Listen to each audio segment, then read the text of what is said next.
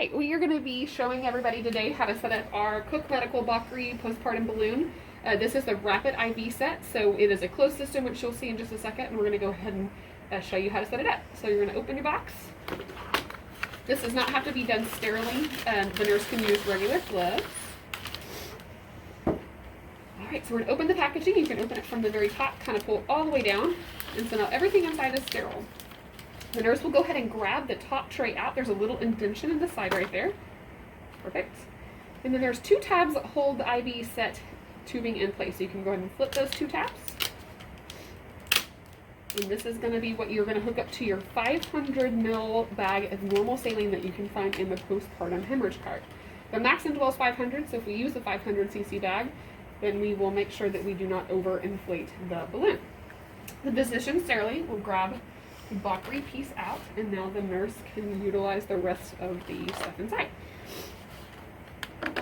So there is a 50 cc syringe, and then there is a three-way part that you will see. First step is to do red on red. The three-way part has a red piece that connects to the red IV set. If you hook it up this way, you cannot hook it up wrong from here.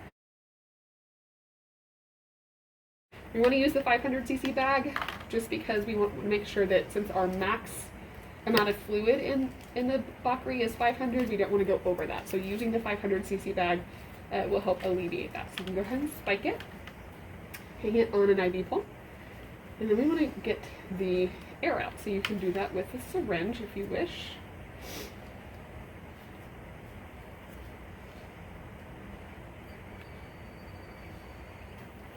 There we go.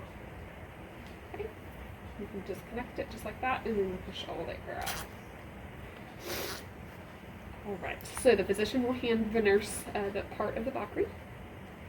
Again, if you've done the red on red step, there's no way to get this wrong. You'll see that the stopcock is parallel with the set, which means it's ready for use.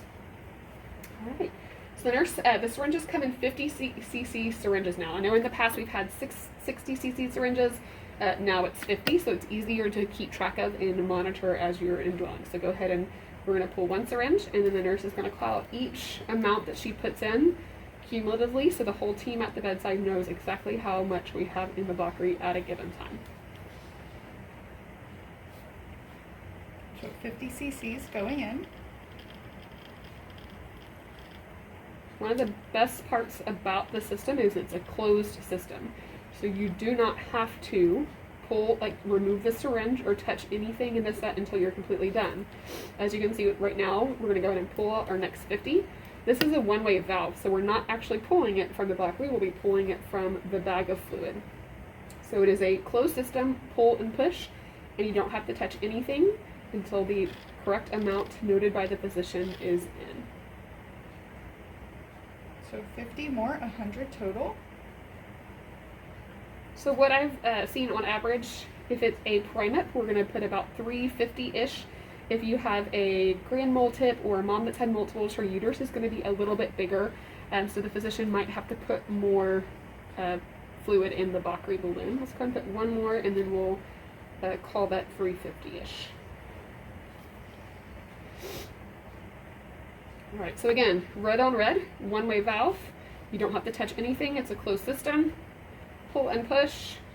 When the physician feels like it's putting adequate pressure inside of the uterus, then the nurse can go ahead and now change the stopcock from parallel to perpendicular, and now we can remove the IV rapid infusion set. So you'll remove not only the three-way piece but the syringe, just leaving this inside. So this is what is remaining for our patient. Now, if we are wanting to do lower uterine segment support, then the physician can pull a little bit of traction, and you can actually tape it to the leg if you desire. After that's done, the next step is to actually hook it up to a Foley kit so that we can monitor the amount of blood that's coming from this tube. So to do that, you're going to grab your urimeter kit. You're going to remove the red packaging.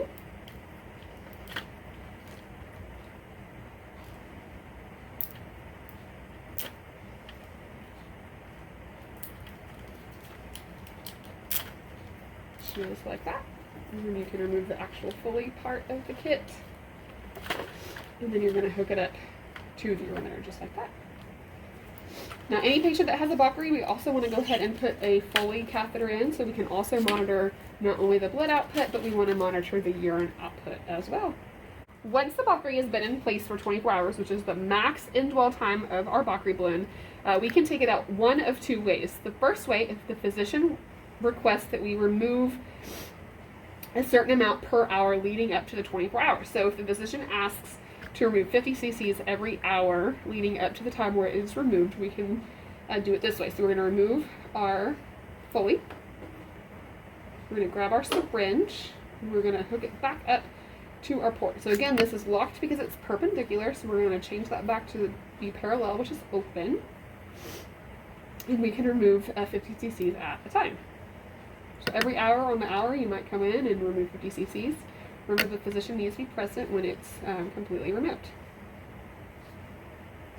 So make sure we close that. If we leave it open, all the fluid will come out. 50 cc's removed. So the other option is the physician wants to remove this by gravity all at one time. So you can grab a pad, peri pad, or an emesis basin if you wish, and you can go ahead and just open that stopcock and let it all flow out by gravity. Again, physicians need to be present when the Bakri is removed.